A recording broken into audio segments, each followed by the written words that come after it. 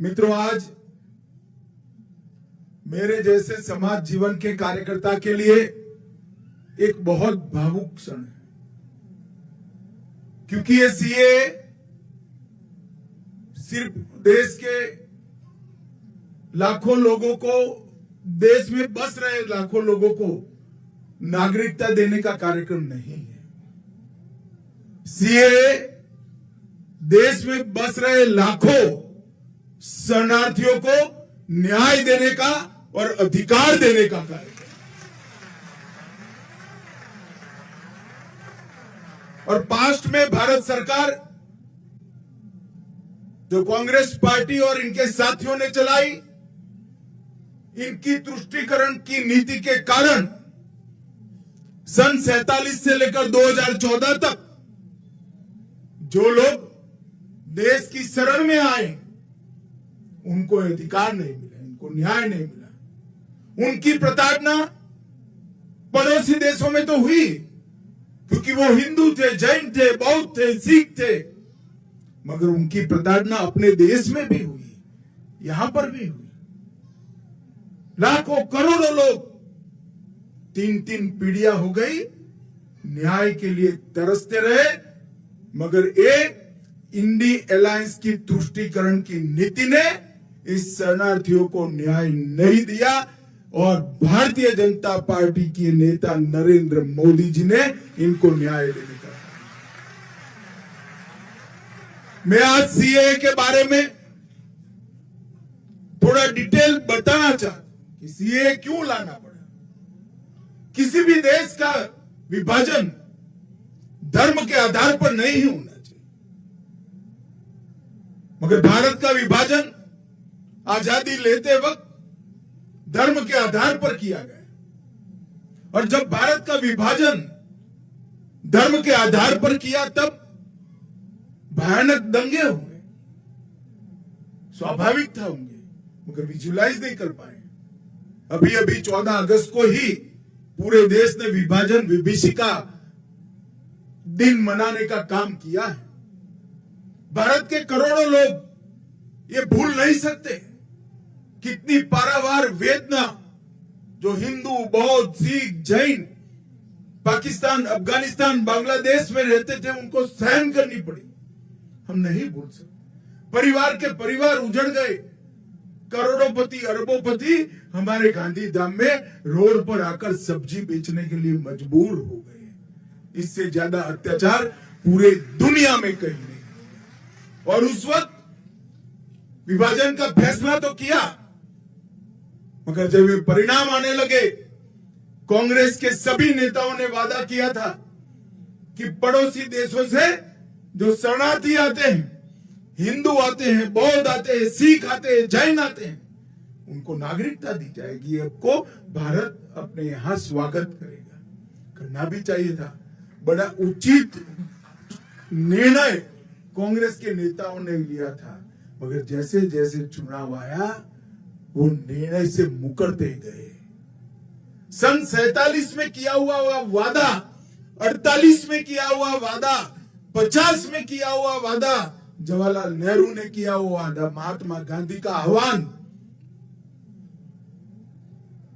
वो सब भुला दिया गया। क्यों? क्योंकि उनको लगा कि इनको नागरिकता देंगे तो हमारी वोट बैंक नाराज हो जाएगी, और तुष्टीकरण के कारण ये लाखों करोड़ों लोगों को नागरिकता से वंचित रहना पड़ा। इससे बड़ा कोई पाप नहीं हो सकता, इससे बड़ा कोई पाप नहीं। वो वहां से भाग कर आए, प्रताड़ना झेल कर आए, अपना परिवार कई लोगों ने गंवाया, कई माताओं बहनों के साथ अत्याचार किए गए, करोड़ों की संपत्ति छोड़कर आए, और यहां आए, यहां उनको नागरिकता भी नहीं दी। 47 से मोदी जी प्रधानमंत्री बने, तब तक 47 से 19 और 19 से 24 ये यात्रा इस देश का इतिहास हमेशा याद रखेगा। मैं आज इस मंच से जिन जिन लोगों ने सरकारें चलाई उनको पूछना चाहता हूं, क्या दोष था इन लोगों का जो अपनी बहन बेटियों को बचाने के लिए आए, अपनी संपत्ति को, अपने धर्म को, अपने सम्मान को बचाने के लिए आए? वो क्यों भारत के नागरिक नहीं बन सकते? एक और तो सीमा से आपने घुसपैठ कराई, करोड़ों घुसपैठियों को आने दिया, अवैध रूप से उनको नागरिक बना दिए, और जो कानून को मानते हैं, आपको एप्लीकेशन की, उनको कहते हैं कानून में इसकी जगह नहीं है। कानून लोगों के लिए होता है, कानून के लिए लोग नहीं होते हैं। हमने 2014 में वादा किया था कि अगर भारतीय जनता पार्टी को मैंडेट मिला तो हम सीए लाएंगे, और 2019 में हम सीए लेकर आए। और करोड़ों हिंदू, करोड़ों जैन, बौद्ध, सिख जिनको न्याय नहीं मिला था, उनको न्याय देने की शुरुआत हुई। मैं आज इस मंच से स्पष्टता से कहना चाहता हूं, मैं काफी समय चुप रहा हूं। ये कानून पारित हुआ था 19 में। 19 में कानून पारित होने के बाद भी सबको भड़काया गया कि इससे मुसलमानों को अन्याय होगा, मुसलमानों की नागरिकता चली जाएगी। मैं आज फिर से स्पष्ट करना चाहता हूं मेरे मुस्लिम भाइयों बहनों के लिए, ये कानून में किसी की नागरिकता लेने की कोई प्रोविजन नहीं है। ये कानून नागरिकता देने का कानून है। अभी हमने दी, इनके चेहरे देखिए। हमारे ही देश के लोग हमारे ही देश में निराश्रित बनकर रह गए। इससे बड़ा दुर्भाग्य और विडंबना क्या हो सकती है? इतने सालों तक ये तुष्टीकरण की नीति के कारण ये नहीं हो पाया था। नरेंद्र मोदी जी ने 19 में कानून लाने का फैसला दिया, और मुझे संसद में वो कानून को पारित करने के लिए रखने का सौभाग्य। 19 में कानून पारित होते हुए भी आज 188 परिवार यहां खुशहाल खड़े हैं। क्यों नहीं मिला भाई 19 से 24? आपको देश में दंगे कराए गए, अल्पसंख्यकों को भड़काया गया।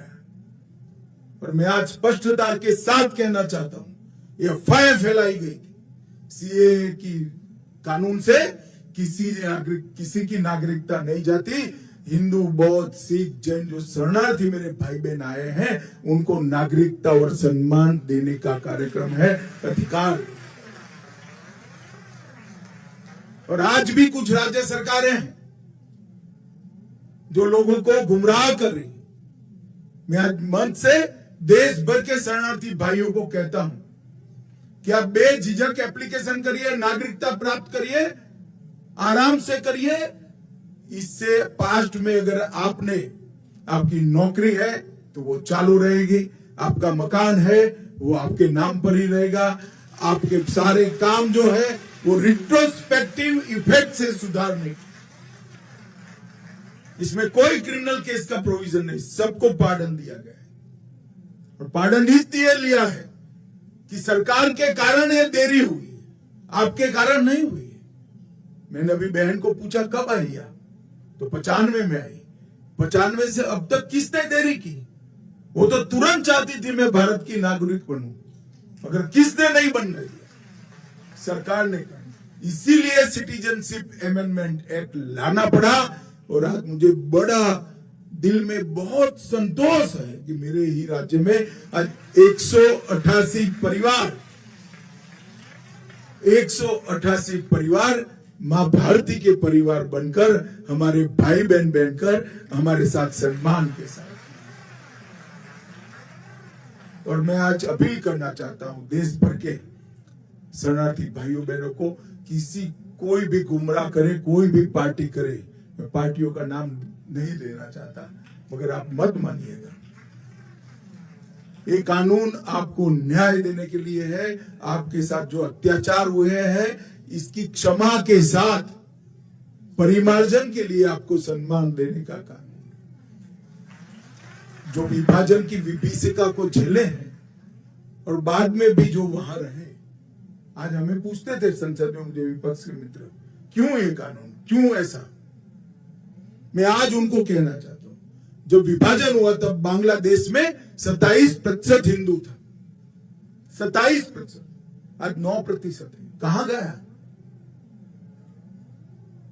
जबरन धर्म परिवर्तन कराया गया है। 27% हिंदू था। या तो वो यहां आए, शरण में आए, या धर्म परिवर्तन कर। क्या उनको अपनी इच्छा के अनुसार अपने धर्मों में जीने का अधिकार नहीं है क्या?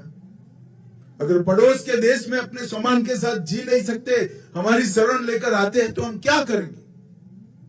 हम मूक दर्शक बनकर बैठ नहीं सकते। ये नरेंद्र मोदी सरकार है, आपको न्याय मिलेगा और जरूर। और सालों से इस शरणार्थियों की मांग थी। 19 में मोदी जी ने अपनी दृढ़ राजनीतिक इच्छा शक्ति के कारण एक फैसला लिया, कानून पारित हुआ, आंदोलन हुए, कुछ जगह पे हिंसक घटनाएं भी हुई। जो हुआ हुआ, अंततोगत्वा 24 के चुनाव के पहले हमने रूल्स बनाकर अधिकार दे दिया और आज सर्टिफिकेट भी दे दिया आप लोगों को। आप सभी का हृदय से भारत माता की संतान है नाते इस देश में मैं स्वागत करता हूं और बड़े सम्मान के साथ आप जियोगे, इसका मैं विश्वास भी करता हूं।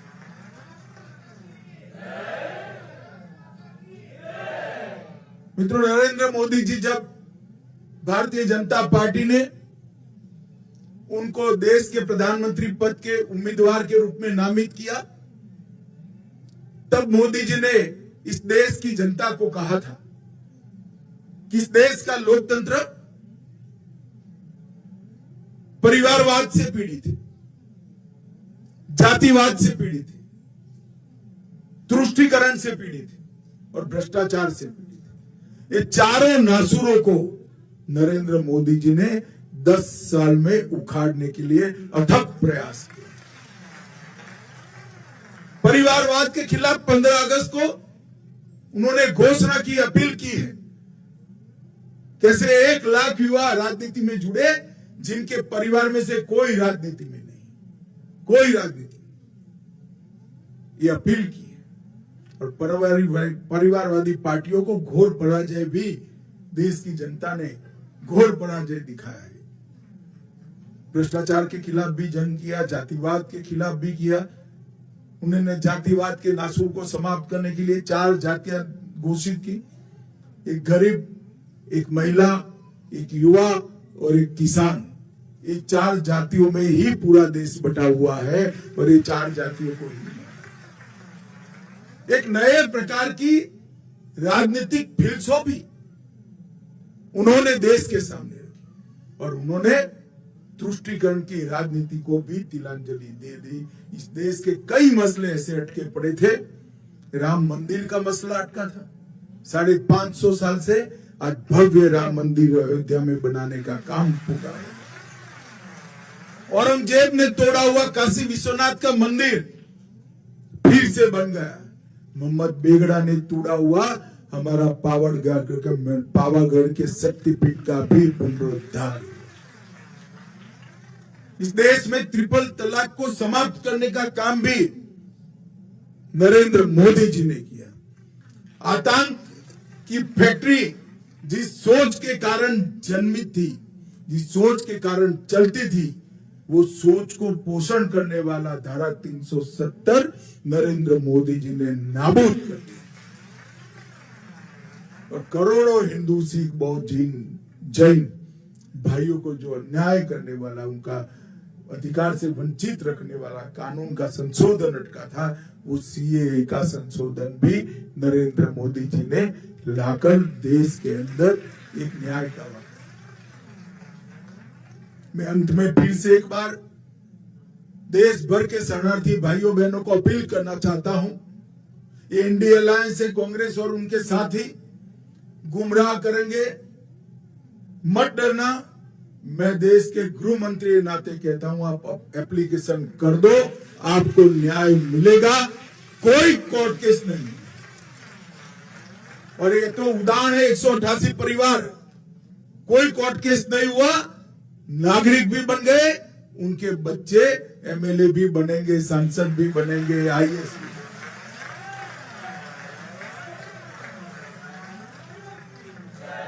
जो लोग गुमराह कर रहे हैं उनको मालूम होना चाहिए कि आप इनके साथ अन्याय कर रहे हो। आप में तो हिम्मत नहीं थी वोट बैंक के कारण कानून लाने की, मोदी जी लाए हैं। कम से कम इसका इम्प्लीमेंटेशन करने के लिए हमारा समर्थन करें। मित्रों, आज मुझे अत्यंत खुशी है, बहुत बड़ा दिन है आज मेरे लिए कि मेरे ही गुजरात में 188 परिवार जो आज तक शरणार्थी थे, अब भारत माता की संतान बनकर हम सबके साथ जिएंगे, गौरव के साथ जिएंगे। मैं ये परिवारों को बहुत बहुत बधाई देता हूँ। गुजरात सरकार और जनगणना का कार्यालय दोनों ने इसके लिए बहुत तेजी से काम किया है, अच्छे फैसले करे हैं और इनको न्याय दिला है। उन लोगों को भी बहुत बहुत बधाई और शुभकामना देकर मेरी बात समाप्त करता हूं। मेरे साथ जोर आवाज से जो लोग तुष्टीकरण कर रहे हैं, इनके बहरे कानों तक पहुंचे ऐसी आवाज से बोलिए, भारत माता की, भारत माता की, वंदे वंदे वंदे। बहुत बहुत